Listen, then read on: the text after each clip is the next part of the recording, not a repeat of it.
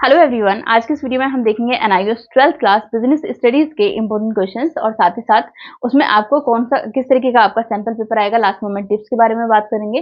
40% syllabus reduce कर दिया गया, अब आपको सिर्फ 60% सिलेबस पढ़ना है और 60% सिलेबस में भी आपको क्या क्या इंपॉर्टेंट पढ़ना है उन सब पे बात करेंगे। अभी तो हम यहाँ पर क्वेश्चन पेपर देखने वाले हैं, लेकिन अगर हम आंसर शीट की बात करें तो आपको किस चीज का ध्यान रखना है।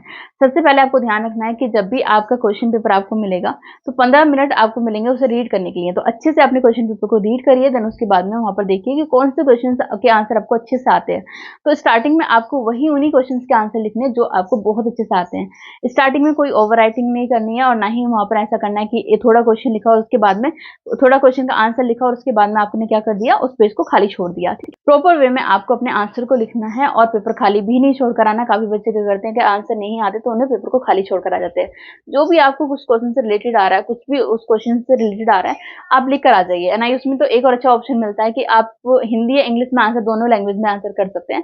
तो अगर आपने इंग्लिश मीडियम लिया था, आप हिंदी में एग्जाम आंसर करना चाहते हैं, आप हिंदी में लिख कर आ सकते हैं। ठीक है, ऑब्जेक्टिव एंड सब्जेक्टिव दोनों टाइप के क्वेश्चन पूछे जाएंगे। तो अभी हम यहाँ पर क्वेश्चन पेपर देखेंगे किस टाइप के क्वेश्चन आपसे पूछे जाएंगे। तो चलिए स्क्रीन पर देखिए। सबसे पहले तो आपको ये चीज़ समझनी है कि आपका जो क्वेश्चन पेपर है, आपका जो सिलेबस है, सिलेबस 2024 के लिए क्या हो गया, चेंज हो गया। आपका इस सब्जेक्ट का सिलेबस क्या हुआ था, चेंज हुआ था।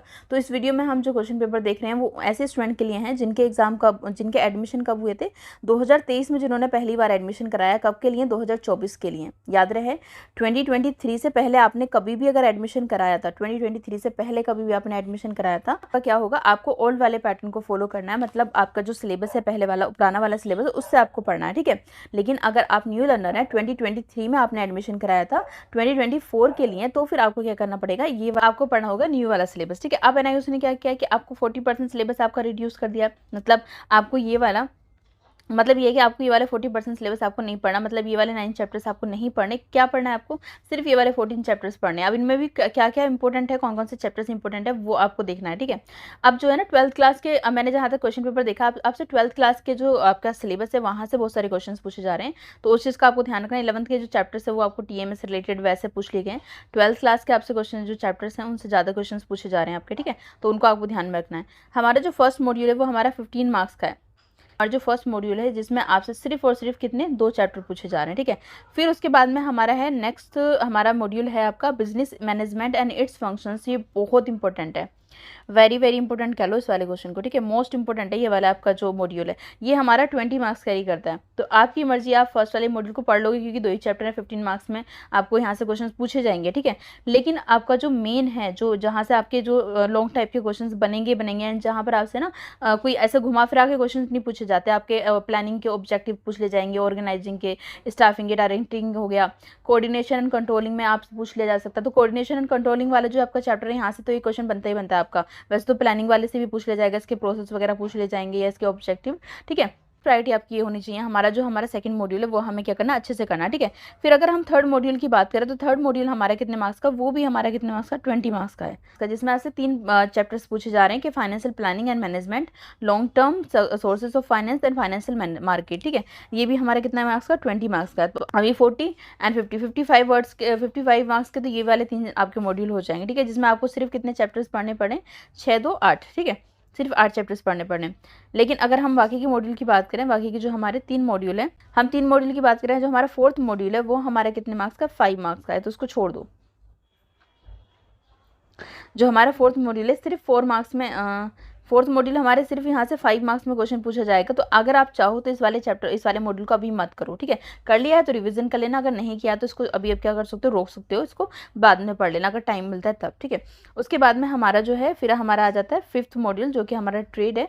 ये हमारा इंटरनल ट्रेड और एक्सटर्नल ट्रेड, ये हमारा 15 मार्क्स कैरी करता है। एंड उसके बाद में हमारा है 6 वाला, 6 वाले भी हमारे कितने मार्क्स का है, 6 मॉड्यूल 15 मार्क्स का है। अब जो एम्प्लॉयमेंट एंड आपका मोड ऑफ बिजनेस, यहाँ से 100% क्वेश्चन आपके बनेंगे आपके क्या है कि लॉन्ग टाइप के क्वेश्चंस भी बनेंगे।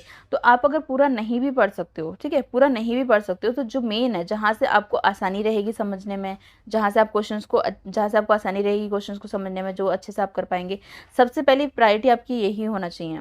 प्लानिंग, ऑर्गेनाइजिंग, स्टाफिंग, डायरेक्टिंग, ये वाला, ठीक है।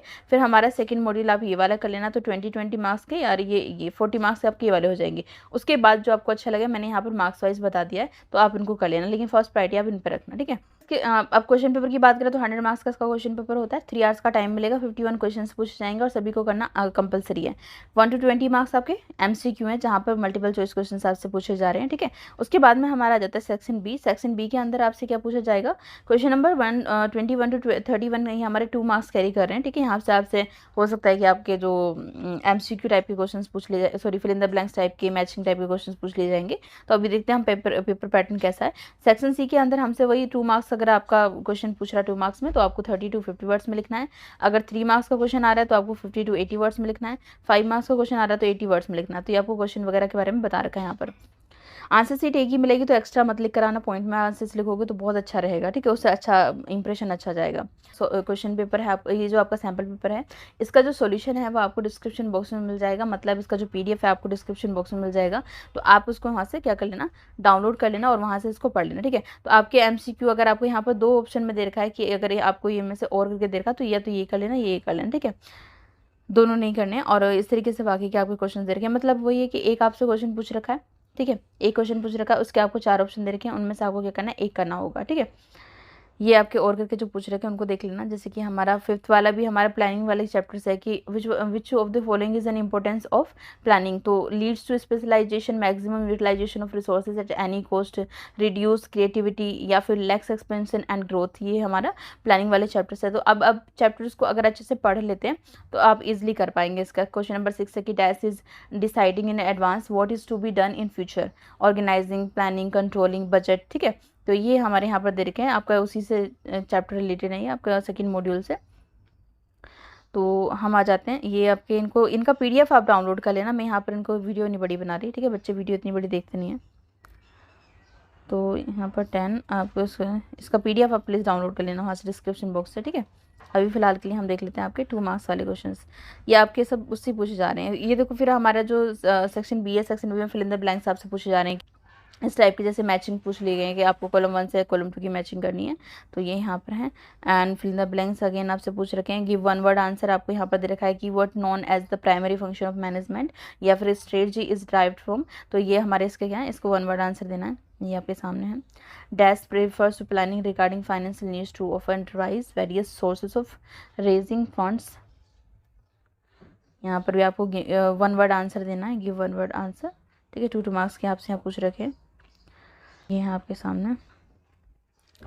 अब हम आ जाते हैं हमारे जो सेक्शन सी है। सेक्शन सी में ये अब हम यहाँ से वही 30-31 में जो आपको आंसर्स को करना है, एक्सप्लेन करना है, ठीक है।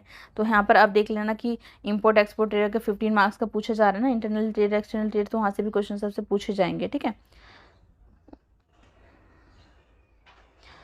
Self employment and veg employment पे आपसे क्वेश्चन बनेगा ही बनेगा, तो उसको एक बार पढ़ के चाहिएगा। यहाँ पर आपसे केस स्टडी टाइप के क्वेश्चन ज़्यादा पूछ ले जाएंगे। तो आपको एक क्वेश्चन के अंदर आपको देखो, यहाँ पर देख के बच्चा क्वेश्चन देख के डर जाएगा कि ये क्या पूछ लिया, हमसे क्या पूछा गया। तो क्वेश्चन को ध्यान से पढ़ना। यहाँ पर पढ़ने के बाद में लास्ट में देखना पूछा क्या जा रहा है, कि बेसिकली आपसे पूछा क्या जा रहा है। एलिमेंट्स ऑफ डायरेक्टिंग यहाँ पर आपसे पूछे जा रहे हैं, तो इनको आप क्या करेंगे, आपको एक केस स्टडी दी जाती है जिसमें आपको लास्ट में बताया जाता है कि आपको इसमें बेसिकली बताना क्या है, ठीक है।